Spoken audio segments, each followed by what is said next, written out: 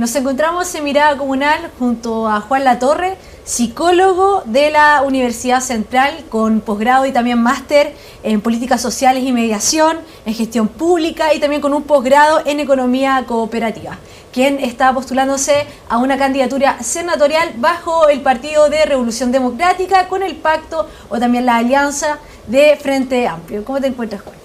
Muy bien, muchas gracias por la invitación, muy contento de estar acá en Quintero. Comentábamos un poquito tu carrera, en verdad, esto de tener estos estudios, estos cursos, estos posgrados.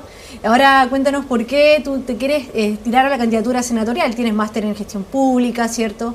En mediación cooperativa. Sí, la verdad es que tuve la oportunidad de estudiar en Barcelona entre el 2008 y el 2011, después dedicarme al trabajo académico entre el 2011 hasta ahora, hasta el 2017. Y yo soy militante de Revolución Democrática desde el 2013, entré a la campaña de Giorgio Jackson a colaborar. Y la verdad es que cuando nosotros a final del año pasado definimos que este año electoral íbamos a competir en todos los espacios, desde Presidente de la República, donde levantamos la candidatura de Beatriz Sánchez, competir en el Senado, en el Parlamento y en Cores, necesitábamos que muchos militantes se hicieran disponibles para este proyecto colectivo. Y ahí fue donde surgió la posibilidad y me pidieron, digamos, porque además somos un partido joven, hay mucha gente más joven que yo, que salió hace poco de la universidad, que no tiene de pronto la edad tampoco para competir en el Senado, y entonces también, y por mis características, etcétera, me ofrecieron competir en el Senado. La Revolución Democrática es un partido político joven, dentro de lo que se puede decir de los otros que son ya los más constituidos a lo largo de la historia. Tú también has trabajado en fundaciones, has podido tener un poco la realidad y de lo que hace falta en cuanto a materia de gestión pública. Sí, la verdad es que desde muy temprano en la universidad, siendo estudiante universitario, hice voluntariado en el Hogar de Cristo con niños en situación de calle, después orienté mi carrera un poco como psicólogo a los temas de exclusión social, vulnerabilidad, drogas, trabajé en el Hogar de Cristo como psicólogo, después en una ONG de educación popular, o sea, sociedad civil, digamos, trabajo de calle, directo, en contacto con poblaciones muy vulnerables, extremadamente pobres y excluidas, digamos, ¿no? Después tuve esta experiencia más de formación académica y después el trabajo académico donde fui orientando mis estudios y mi desempeño también como académico en los temas de economía social, economía cooperativa, economía social y la búsqueda de nuevos modelos de desarrollo. Entonces, desde ese ámbito, claro, pretendo aportar, pero también desde mi militancia en un partido político que tiene ciertas ideas, ciertas propuestas que presentarle al país. Ahondemos en esas propuestas y en esa idea. Me imagino que dentro del puesto senatorial hay un trabajo muy arduo por hacer dentro del Partido de Revolución Democrática. La verdad es que es la primera elección que nosotros tenemos la posibilidad de disputar el Senado. El 2013 Giorgio Jackson fue nuestro único candidato a diputado por Santiago y ahora la verdad es que estamos presentando muchas candidaturas al Parlamento. Al Senado no son tantas, no son tantas. En el Maule tenemos, en Aysén y acá en Valparaíso. Yo soy el único candidato de Revolución Democrática en Valparaíso. Y la verdad es que nosotros nos vamos a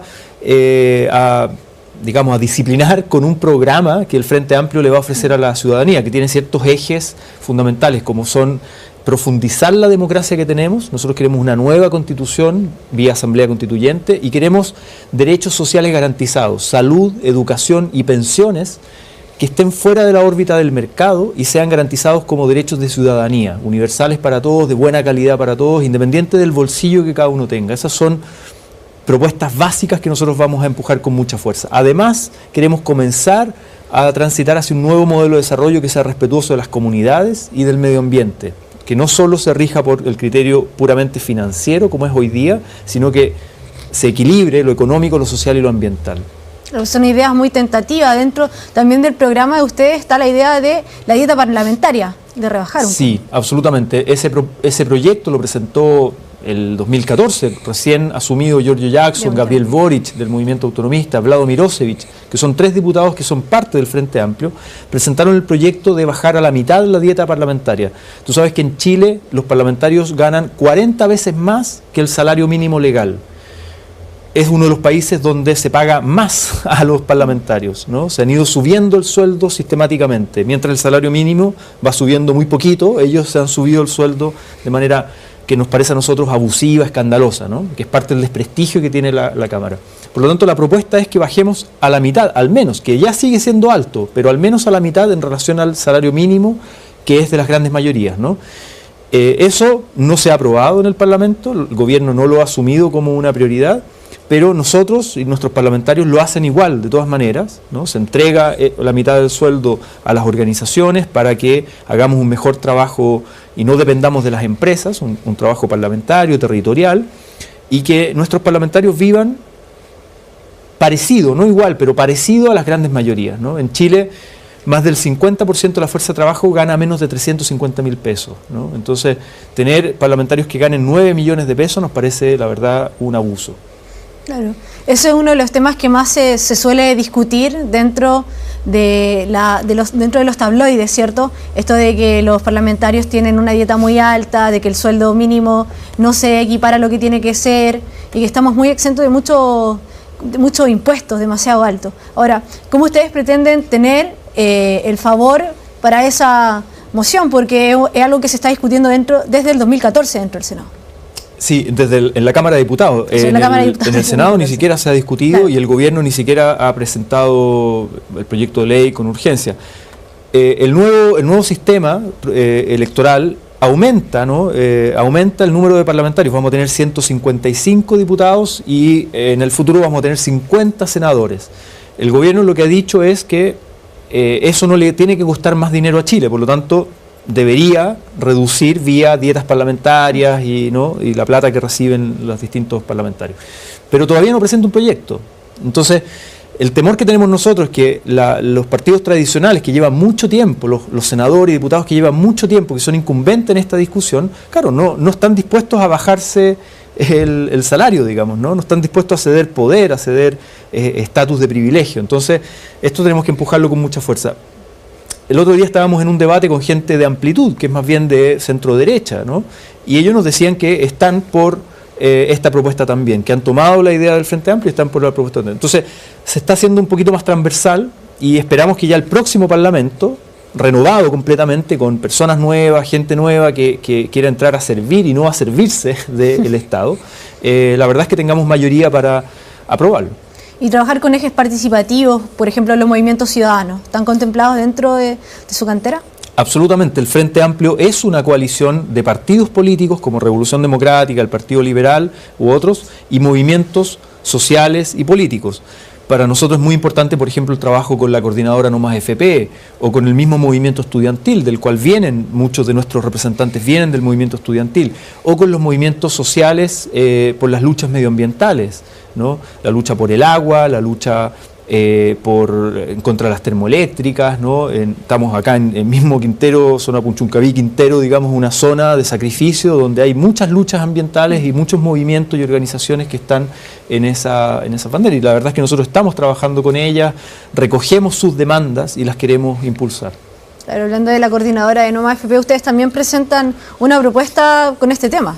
Sí, nosotros como Frente Amplio adherimos a la propuesta de la coordinadora No Más FP. A mí, como representante de Revolución Democrática, me tocó estar en una mesa de trabajo con el gobierno, con el ministro de Hacienda. Más de 10 reuniones tuvimos con las otras fuerzas políticas en este trabajo como prelegislativo que hubo desde fin del año pasado hasta abril de este año. Y la verdad es que uno percibe que no hay mucha voluntad política ni del gobierno ni de los partidos tradicionales de terminar con el negocio de las AFP, ¿no? Como que quieren proteger el negocio de las AFP. Nosotros decidimos claramente que queremos construir un verdadero sistema de seguridad social. Chile no tiene actualmente un sistema de seguridad social y la propuesta de la coordinadora No Más FP es construir un sistema solidario, tripartito, con aportes tripartitos, Estado, trabajadores, empleadores, con reserva técnica, ¿no? Es decir, que tenga sostenibilidad financiera, que sea un sistema moderno, administrado también por una entidad pública, pero con participación de los trabajadores y los jubilados, también de quienes aportan, ¿no? Y con nuevos criterios de inversión, no solamente desde el punto de vista especulativo. Es una propuesta seria que la han revisado economistas muy destacados como Andra Sutov, Claudio Sangüesa, Marcos Kremerman, y han hecho estimaciones hasta el año 2100 de que es posible superar significativamente las pensiones miserables que entregan hoy día las AFP, por lo menos con un piso igualar al salario mínimo y de ahí hacia arriba según lo que cada uno aporta, ¿no? O sea, hay una propuesta seria y nosotros estamos empujando. ¿Y cómo se lograría eso? Porque es un acuerdo tripartito lo que tú me estás señalando, y en cuanto a porcentaje de entrega según cada agente, ¿cómo se daría en ese panorama? Y cuando tú hablas de una inversión segura, ¿a qué te refieres? A ver, actualmente nosotros entregamos el 10% de nuestro salario a las FP que lo administren las FP, que son empresas privadas con fines de lucro, bajo un esquema de capitalización individual, ¿no? Nosotros decimos, tiene que haber un sistema solidario donde nosotros, los trabajadores, entreguemos este 10%, sigamos entregando este 10%, pero los empleadores vayan aumentando significativamente su aporte. No solo el 5%, como propone el gobierno ahora, sino que llegar hasta el 9%, pero en un plazo de más de 10 años, o sea que sea gradual, no de un día para otro, como dicen algunos, ¿no? Y además el Estado entrega hoy día el 4% del PIB en pensiones. Nosotros decimos que ese aporte estatal se tiene que mantener e ir subiendo en el tiempo, también a largo plazo, hasta llegar al 9%, pero a largo plazo, ¿no? Porque hoy día perfectamente con el 4% está bien, pero en un fondo solidario, y eso que ayude a mejorar las pensiones. La verdad, desde una lógica de capitalización individual, no da para subir significativamente las pensiones. La gente va a estar condenada a trabajar y recibir pensiones de pobreza, ¿no? Masivamente. Sin embargo, con un sistema solidario, esto se puede revertir en el corto plazo, no en 20 años más, hoy, ¿no? A las personas que están recibiendo pensiones de 100.000 pesos, 120.000 pesos, ¿no? Que no, la verdad es que son de miseria, son de pobreza. ¿Y con el tema de la inversión que tú señalabas? Sí, gracias. La inversión, a ver, hoy día las AFP invierten 180.000 millones de dólares, es el fondo acumulado de las AFP, o sea que el fondo de pensiones acumulado, que es nuestro, pero que ellos lo administran, y lo invierten básicamente en el mercado de capitales, nacional y extranjero, pero con una lógica solamente de rentabilidad financiera, ¿no? Puramente financiera y muchas veces especulativa también. De hecho, por ejemplo, en la última crisis económica en Estados Unidos, la subprime en el año 2008, el fondo de pensiones perdió varios miles de millones de dólares porque juega al casino, por decirlo así, en el sistema financiero internacional. A veces te va bien, a veces te va mal. A veces haces inversiones con mucho riesgo y pierdes mucho, o puedes ganar mucho. Y es así, es fluctuante, ¿no? Lo que nosotros decimos que este fondo de pensiones acumulado, que es mucho dinero, 180.000 millones de dólares, se puede invertir con lógica de desarrollo nacional, ¿no?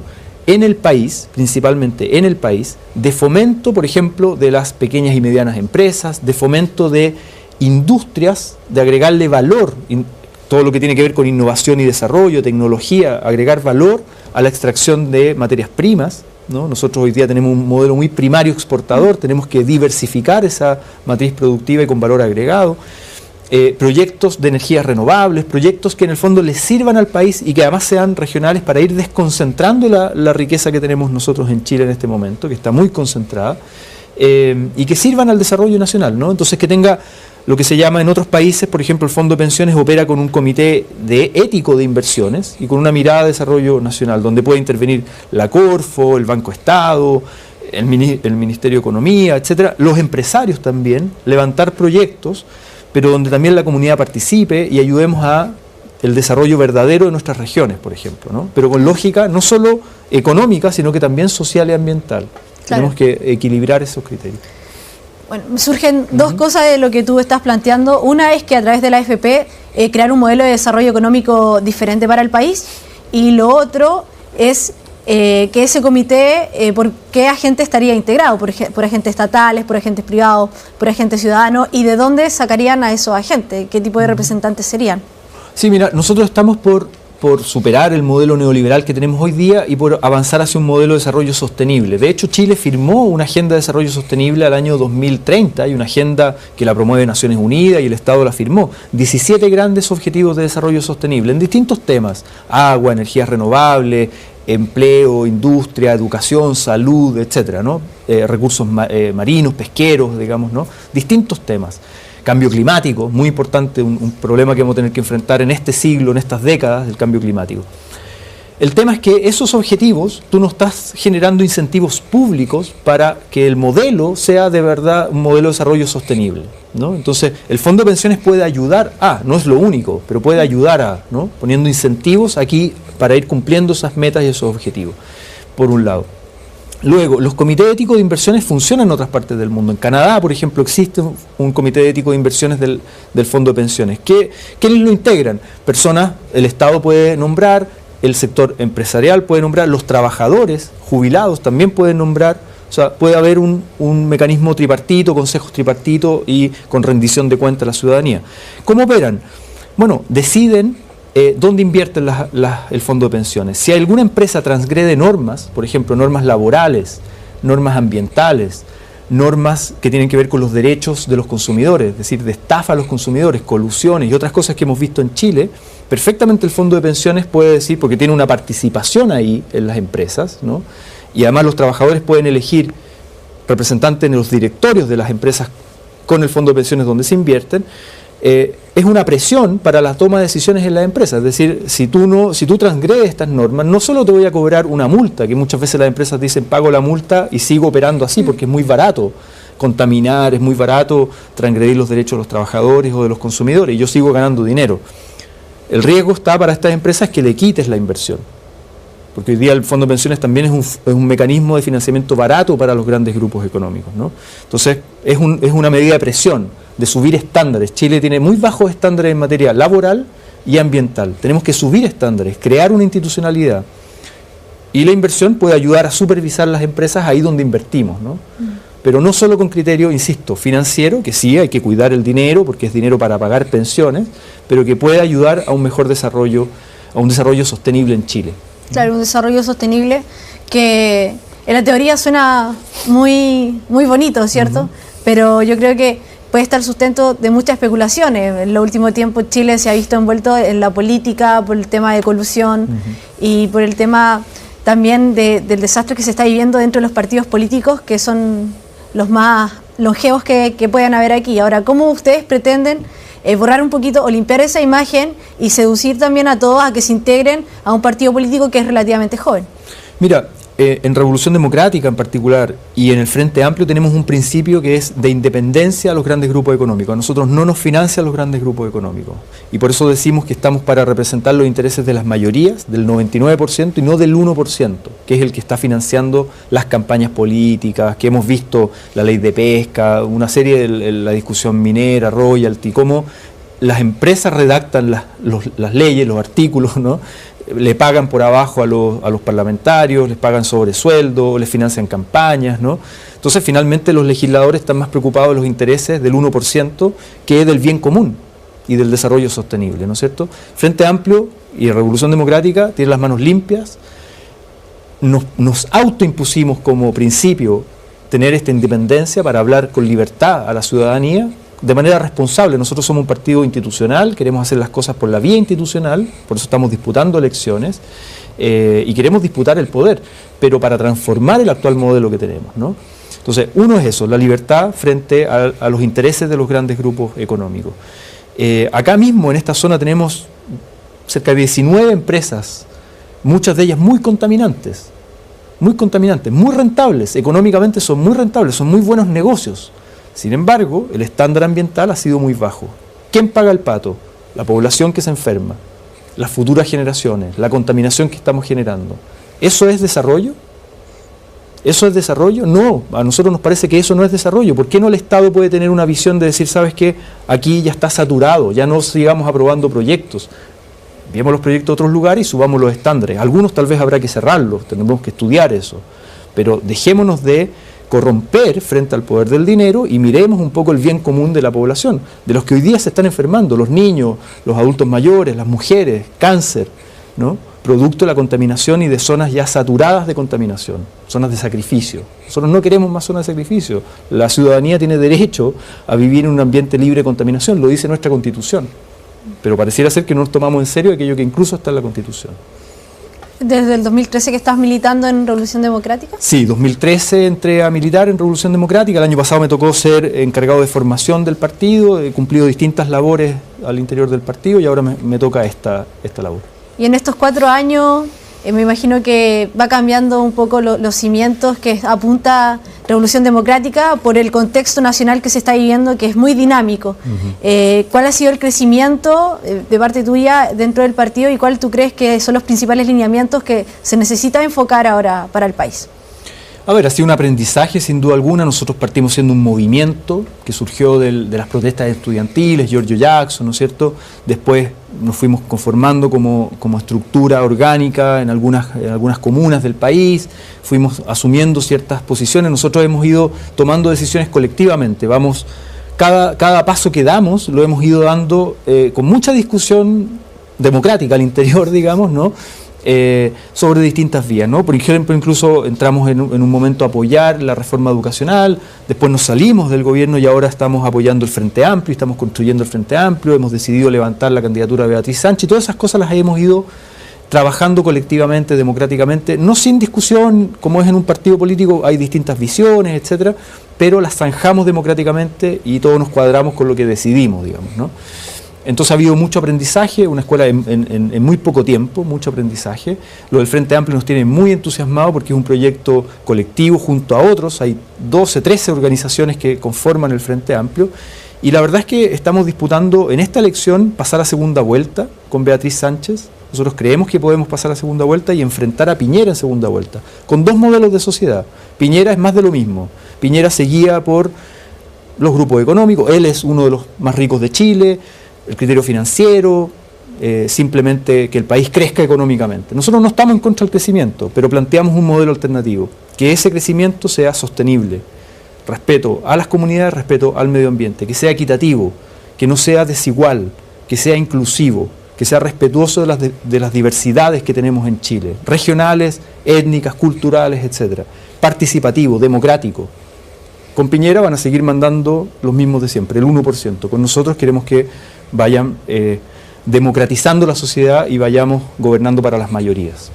No es secreto que la candidatura de Beatriz Sánchez ha ido repuntando en el último tiempo, ha ido subiendo, y Piñera se ha mantenido ahí, también ha subido un poco. Tú me apuntas que Piñera es un poco más de lo mismo. Ahora, ¿qué sucede? Pues lo tengo que preguntar porque esto apareció en la agenda de los medios. Cuando en un partido político que plantea buenas ideas, que tiene una buena representante, que plantea cambiar un sistema económico, también social y político, se produce una crisis interna. ¿Qué ocurre en ese entonces? ¿Te refieres a lo de Mayol? A lo de Mayol. Sí, la verdad es que esa fue una discusión que fue subiendo de tono. Yo creo que fue un triste espectáculo, fue una crisis en un momento determinado que la supimos resolver.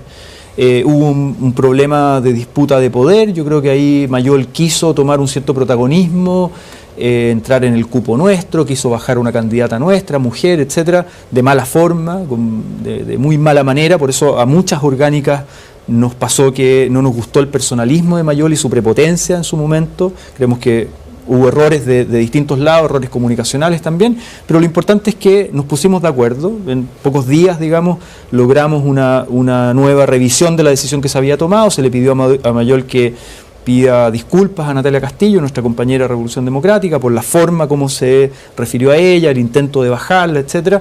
Se le pidió que sea más respetuoso del proyecto colectivo que estamos formando. Este es un proyecto nuevo que lleva pocos meses, que tiene una orgánica, tiene una mesa nacional, que una persona por más conocida que sea, no se puede pasar o saltar las orgánicas. Acá hay decisiones que se toman colectivamente. Entonces se le pidió a él que firme ese compromiso, lo firmó, él estuvo de acuerdo y se llegó finalmente a una solución que siempre estuvo sobre la mesa, pero que él no quiso en su momento, que era que compita en el mismo distrito de Giorgio Jackson, pero en otro partido, no el de nosotros, para no sacar a una mujer, que aparte para nosotros es muy importante la presencia de mujeres en el Parlamento y la agenda feminista. Entonces habían 6 cupos más disponibles, varios hombres estaban disponibles y el Partido de Igualdad finalmente le ofreció un cupo a Mayol y él va como candidato a diputado en el Distrito 10. La verdad es que fue una escena triste, ¿no? Hay que reconocerlo, a los Frente Amplistas no nos gustó. Porque ustedes se venían levantando como una política limpia. Y lo seguimos reivindicando, Vamos a cometer errores, no somos perfectos, ni nos queremos poner en un pedestal de purismo, para nada. Pero sí queremos reivindicar una política, primero fraterna, colectiva, sin individualismos por sobre lo colectivo, ¿no? Con respeto a las mujeres, a la equidad de género, a la agenda feminista. Entonces, nada, vamos a cometer errores comunicacionales. Hubo errores comunicacionales de ambos lados, escaló un conflicto más allá de la cuenta por la prensa, eso estuvo mal. Pero supimos reivindicar a cuenta. Beatriz Sánchez ejerció un liderazgo muy fuerte, ya le exigió al Frente Amplio, pónganse de acuerdo, resuelvan esto. finalmente resolvimos y compite Mayol y en la cancha se verán los jugadores, digamos, en noviembre verán quién gana, quién sale, quién no sale, eso lo decidirán los ciudadanos, ¿no? Pero resolvimos el conflicto, sin quiebre y sin mayor escándalo y ya está, o sea, vamos a competir y somos parte del Frente Amplio, un mismo proyecto colectivo. Por supuesto. Hablando de las colectividades, bueno, hoy en día tienen mucha cabida dentro de lo que son las reivindicaciones sociales. La agenda está plagada de temas como la diversidad sexual también y también el tema del aborto. ¿Cómo ustedes toman estas medidas? ¿Ustedes pretenden seguir desarrollando estas materias que son prioridad ahora en las temáticas de las colectividades? Absolutamente, nosotros hay una agenda, sin duda alguna, nosotros respaldamos el proyecto de ley de despenalización del aborto en 3 causales, ¿no? Que el Tribunal Constitucional terminó de aprobar, digamos, rechazar el requerimiento de la derecha, ¿no? En ese sentido fue un triunfo para las mujeres, para los derechos sexuales y reproductivos de las mujeres, en 3 causales muy básicas: cuando la mujer es violada, cuando está en riesgo su vida o cuando el feto es inviable, ¿no? Que exista la posibilidad que la mujer elija, decida, ¿no? No es una imposición del Estado de que tiene que abortar, no, es que la mujer decida si ha sido violada, si quiere o no tener si quiere o no interrumpir ese embarazo, digamos, ¿no? Pero que la mujer decida. Nosotros estamos a favor de seguir impulsando esto, que sea un derecho en el sistema público de salud, por un lado, y por otro lado la agenda, en Chile se aprobó el acuerdo de unión civil, ¿no? Nosotros queremos avanzar aún más al matrimonio igualitario con derecho de adopción. Nosotros creemos que las parejas homosexuales tienen derecho, si ellas quieren, casarse civilmente, como cualquier pareja civilmente, y tienen derecho a adoptar hijos como cualquier pareja, y tienen que someterse a los mismos requerimientos de cualquier pareja que quiere adoptar hijos, digamos, ¿no? Someterse a exámenes, entrevistas, evaluaciones psicológicas, temas económicos, etcétera, como cualquier pareja. Nosotros vamos a seguir avanzando porque creemos en la diversidad, creemos en el derecho individual, ¿no? Y en la dignidad de las personas en una sociedad democrática, pluralista, respetuosa, ¿no? de las diversidades. Cuando tú me hablas de generar una nueva constitución, ¿hay incisos que permitan cambiar un poco la situación actual social de Chile? Porque después del aborto han surgido muchos temas, han sido muchos posts comentados a través de las redes sociales, en donde hay un sesgo respecto a lo que tiene Chile la visión del aborto, en especial de ciertos grupos etarios. ¿Cómo ustedes pretenden hacer una constitución que pueda dialogar con este tipo de sector de gente y con otro?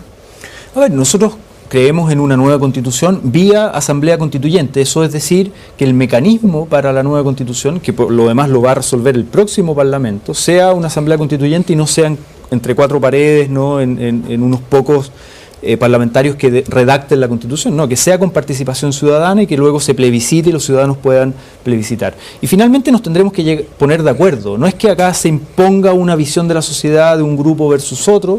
Tendremos que ponernos de acuerdo, tendremos que dialogar y sobre todo tener una constitución que mire el siglo XXI. La constitución que tenemos actualmente es heredera de la constitución del 80, en tiempos de dictadura, donde se impuso a la población una visión, ¿no? Que es la visión de Jaime Guzmán, de la derecha más dura en Chile, se impuso esa visión y luego hemos tenido que administrar ese modelo por muchos años. Nosotros creemos que ya basta, que ya hay que mirar el siglo XXI, ya no quedarnos pegados en esa discusión del siglo XX, mirar los desafíos que tenemos en términos de diversidad cultural, diversidad social, ecología, cambio climático, etcétera, desigualdades, ¿no?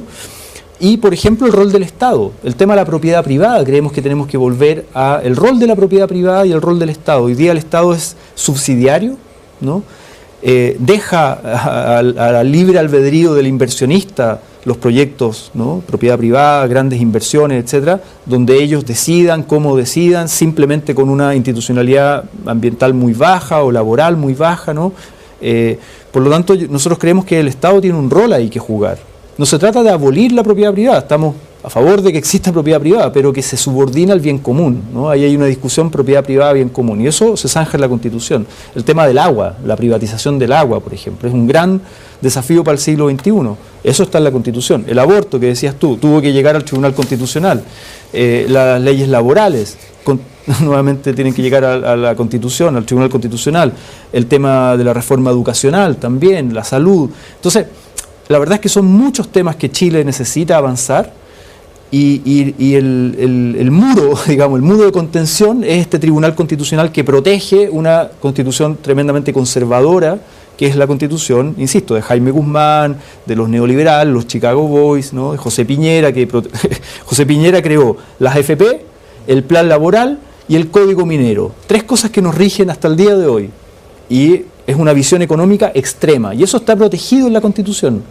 Que no habrán economistas más diversos y otras visiones para mirar el desarrollo del siglo XXI, que la Constitución lo permita, digamos, ¿no? Bueno, esa es la discusión que tenemos que dar. Muchas gracias, Juan. Siempre lo digo, se nos va volando siempre el bloque aquí en Mirada Comunal.